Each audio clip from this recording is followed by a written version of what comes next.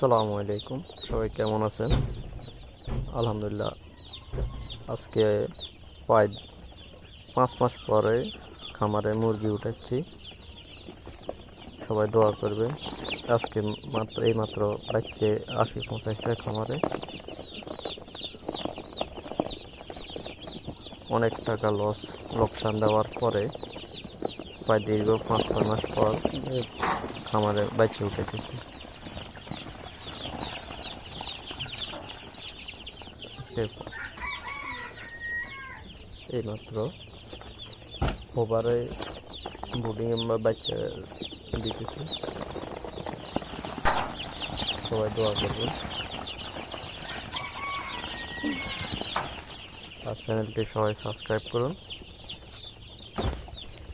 ধন্যবাদ সবাইকে। আসসালামু আলাইকুম।